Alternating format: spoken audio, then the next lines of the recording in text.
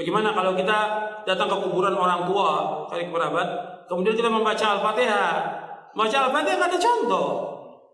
Al-Fatihah untuk orang mati nggak ada contoh dan nggak akan sampai. Imam Syafi'i mengatakan demikian. Sebagaimana dikatakan oleh Al-Hafidz Ibnu Katsir ketika menafsirkan ayat dalam surah An-Najm ayat 39, wa an laisa lil insani illa ma sa'a. Seseorang tidak akan mendapatkan apa yang diusahakan. Kata Ibnu Katsir bahwa Imam Syafi'i berpendapat bahwa nggak bisa orang mengirimkan bacaan atau pahala kepada orang, nggak bisa, nggak akan sampai. Masalah ibadah kembali kepada masing-masing orang. Jadi Al-Fatihah nggak sampai. Begitu juga yang lainnya, bacaan Al-Quran. Kadang-kadang orang sudah meninggal dibacakan Quran. Orang disuruh membaca Al-Quran di mana? Di rumah. Terutama surah Al-Baqarah, di masjid baca Al-Quran, bukan di kuburan. Al-Quran ini diturunkan oleh Allah untuk ancaman kepada siapa? Orang hidup, orang mati.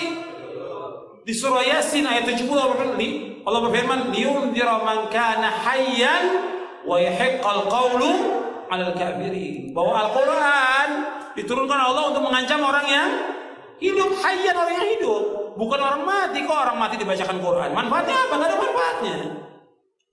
Disuruh kita baca Al-Quran di rumah kita. Kata Nabi, la taj'alu buyutakum maqabira inna syaitana yanfiru minal baiti alladhi tuqra'u fi suratul Baqarah. Jangan kamu jadikan rumah kamu seperti kuburan. Sesungguhnya syaitan lari dari rumah yang membacakan surah Al-Baqarah. Enggak ada para sahabat membacakan Quran di kuburan, enggak ada. Kemudian juga mengirimkan Al-Fatihah kepada Nabi juga enggak ada. Ini kan banyak orang setiap hari dari majelis ila hadratin Nabi Al-Fatihah. Dari mana dalilnya? Dari mana dalilnya? Dari mana? Yang disuruh kita membanyakan apa? Sholawat kepada Nabi, bukan baca Al-Fatihah. Kenapa enggak Al-Baqarah? Kenapa enggak Ali Imran? Kenapa enggak An-Nisa? Kenapa enggak Al-Maidah? Kok Al-Fatihah? Enggak ada dalilnya. Di Quran maupun di hadis Nabi yang sahih, enggak ada para sahabat kumpul, ayo kita baca Al-Fatihah untuk Nabi. Enggak pernah ada. Enggak ada seluruh riwayat yang demikian dan enggak akan sampai. Perhatikan, yang Nabi mau kepada umatnya apa? Ittiba, mengikuti beliau, bukan mengirimkan Al-Fatihah. Nabi sudah tempatnya di sorga yang paling tinggi. Nabi itu Firdaus al-A'la yang paling tinggi. Yang pertama kali membuka pintu sorga siapa? Rasulullah SAW. Kita kayak banyak amalan aja mengirimkan Fatihah ke Rasulullah. Membahas bahwa Nabi Muhammad tak pernah menganjurkan untuk mengirim Al-Fatihah untuk orang yang sudah meninggal. Apakah betul Pak Ustaz? Apakah ada hadisnya? Kalau ada orang meninggal dunia, hadis pertama, kalau ada orang meninggal dunia, asri'u lahu, cepat-cepatlah kuburkan. Jangan jenazahnya tahan lama-lama. Saya sampaikan sudah ke istri saya, kalau aku mati cepat-cepat kuburkan. Mati maghrib, ba'da isya kuburkan. Bagaimana makam malam? Abu Bakar Siddiq meninggal dimakamkan malam. Tempat kita banyak lampu. Tak ada menggali, carikan ekskavator. Jangan tunggu sampai besok. Sudah saya sampaikan itu. Ini meninggal sore, ditunggulah sampai besok. Kenapa belum jadi kuburkan? Tunggu zuhur. Habis zuhur, anak pula delay pesawat Lion Air 3 jam dari Surabaya. Sampai jam 5 sore, kata sambutan dari RT, RW, tokoh masyarakat, nenek mama, orang Sumando, sadonyo. Panjang cerita. Kalau bolehlah jenazah itu di dalam ngokok. Capek dah. Betul enggak. Tak sabar mau ikut ruang interview ujian dia. Nah, cepat-cepat. Setelah kalian kuburkan cepat-cepat, bacakanlah pada bagian kepalanya Al-Fatihah. Pada bagian kakinya ujung surat Al-Baqarah, lillahi ma fis samawati wa ma fil ard. Dalil pertama. Terima kasih Pak. Ini kalau ada air ini makin lama sih biasanya. Dalil kedua, kata Abdullah bin Umar bin Khattab, anak Umar bin Khattab, dalam kitab Ar-Ruh, murid Imam Ibnu Taimiyah punya murid namanya Imam Ibnu Qayyim Al-Jauziyah, nama kitabnya Ar-Ruh. Kalau nanti aku mati tolong bacakan pangkal surat Al-Baqarah sampai wa ulaika humul muflihun, dan bacakan ujung surat Al-Baqarah lillahi ma fis samawati wa ma fil ard. Dalil yang kedua.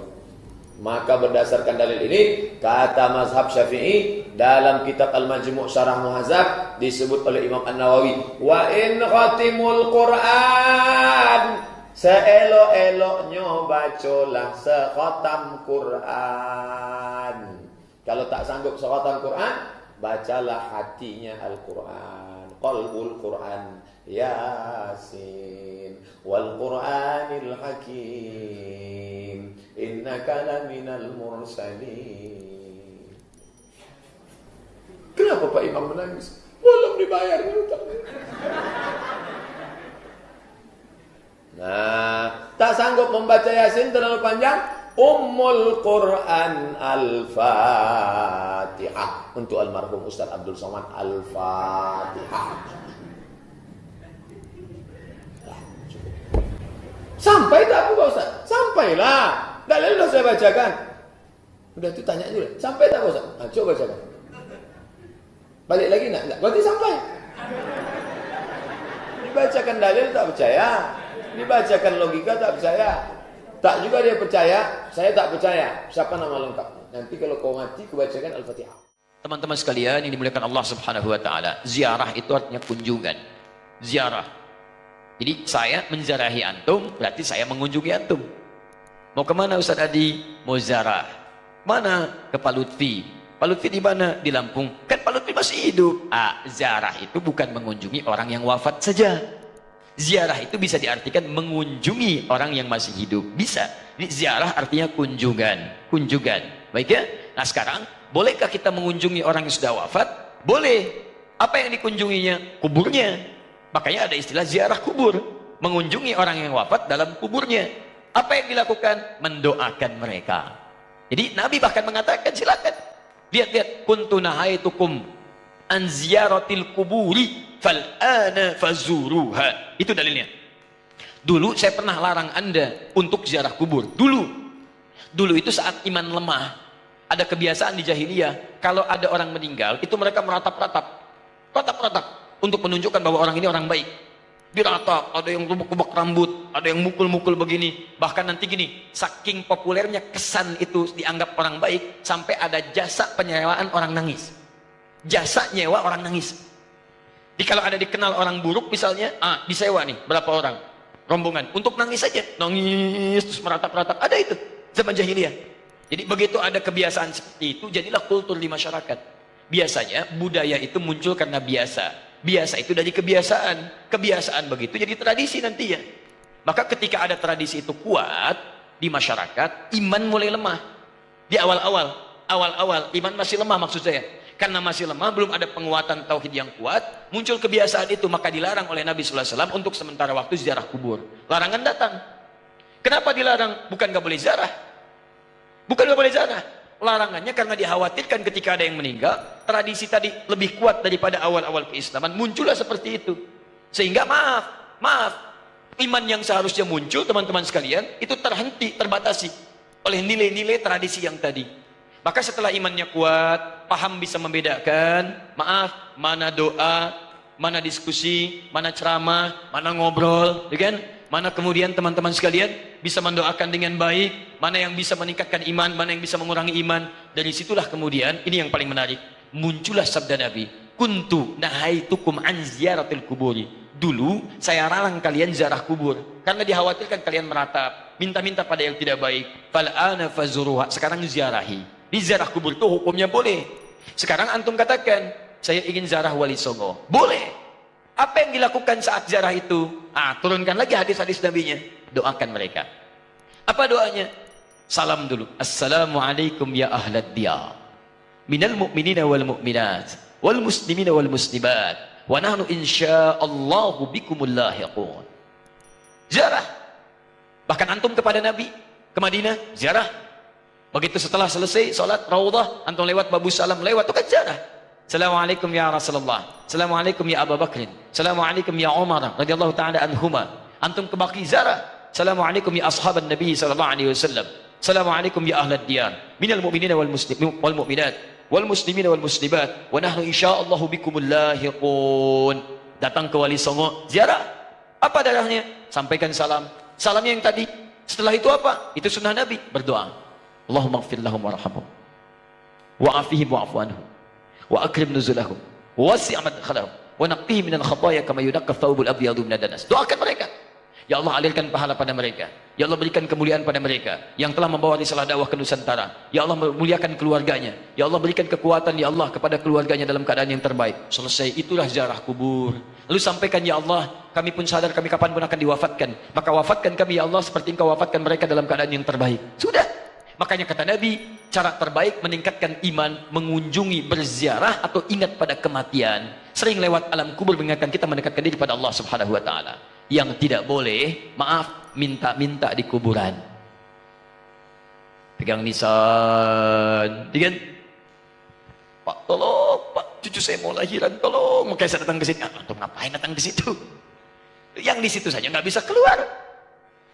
Antum itu kayak yang di situ. Nah, itu yang tidak tepat. Jadi yang dilarang itu minta-minta pada yang tidak dibenarkan. Kalau zarahnya nggak ada masalah. Lalu bagaimana kemudian menyikapi yang seperti ini? Antum bikin zarah. Cari ustaz yang bagus. Datang kemudian, di situlah diadakan taklim. Terangkan, ini loh risalahnya. Saya pernah itu, ya, tur jejak Islam di Nusantara. Bukan Islam Nusantara, jejak Islam di Nusantara.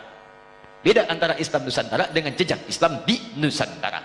Kami susuri Pak, sampai ke Aceh Pak. Aceh, dari Aceh. Kami kunjungi makam Syekh Abdul Rauf As-Singkili. Datang. Terus saya terangkan taklim dulu. Syekh Abdul Rauf itu masuknya ke Aceh seperti ini. Kemudian menyampaikan begini, risalah Islamnya begini. Setelah itu kita datang. Mana buktinya beliau ada? Kita kunjungi. Sampai ke tempat makamnya, darihnya, kuburannya. Masuk ke situ kita berdoa. Saya pimpin doanya. Begini cara berdoanya. Sampaikan begini, begini, begini. Sudah, ayo kita pulang. Saya sampai ke Lasem. Untuk menelusuri jejak Islam di Nusantara ke arah wilayah Jawa Tengah sampai ke Jawa Timur. Nah, ujung Jawa Tengah ke Lasem, saya tunjukkan. Ini dulu ada Sunan Bonang di sini. Teman-teman sekalian, nama aslinya ini, asalnya begini, ininya begini. Dari mana taunya? Apakah itu fiktif? Ayo kita lihat. Susuri tempatnya. Ini tempat beliau. Ini tempat awal merapatnya. Ini tempat keluarganya. Ini pas sujudannya. Sampai saya hitung berapa anak tangga sampai ke atasnya. Yang merawat tempatnya itu sampai ke sujudannya. Yang merawatnya namanya Pak Abdul Halim. Begitu antum naik sampai ke atas, sebelah kiri. Di situ antum temukan nanti yang pegang kuncinya Pak Abdul Halim. Ketika bertemu dengan beliau, indah sekali. Pak, ini bukan makam ya. Bukan makam, makamnya itu bukan yang di sini, ini cuma pas sujudannya. Pas sujudan itu tempat beliau kemudian memetakan wilayah, berdoa kepada Allah, minta diberikan kekuatan, bersujud di situ, sholat menghadap ke arah kiblat, seperti Nabi naik ke Gua Hira. Lu memohon kepada Allah beri petunjuk, setelah itu berdakwah di lingkungan sekitaran. Makamnya bukan di sini Pak, tapi yang di bawah. Disamarkan makamnya supaya tidak ada yang mengkultuskannya. Indah keterangannya. Saya ajak jamaah untuk mendengarkan itu semua. Tuh, kan? Sering tertipu kita. Makanya ditutup tuh pas sujudannya juga supaya tidak ada yang mengkultuskan itu. Cuman lihat ke situ, baik, terangkan. Kalau sudah seperti itu enak taklim kitanya. Di sejarahnya paham, ada tokohnya, ada bekasnya, kemudian kita mendoakan, setelah itu kita pulang, selesai. Jadi kita itu tidak harus saling mencolok, gak ada wali songo, begini. Alah, antum ini kenapa sih? Sebelum bilang gak ada, lihat dulu. Lihat, pahami, baca kisahnya, pelajari, ambil inspirasinya. Kalau ada yang meninggalnya, doakan seperti antum datang ke makam Uhud. Datang ke situ, antum doakan, cerita di situ, selesai. Seperti antum datang ke makam Nabi, berdoa di situ, bahas sekitarannya, pulang, selesai. Itulah teman-teman sekalian. Jadi kita ambil cara yang hikmah. Jelas ya? Nah, jadi kita pun tidak harus menyakiti orang lain, tapi meluruskan dengan cara-cara yang terbaik. Hikmah. Ya. Karena masjidnya al-hikmah, selalu ini yang muncul.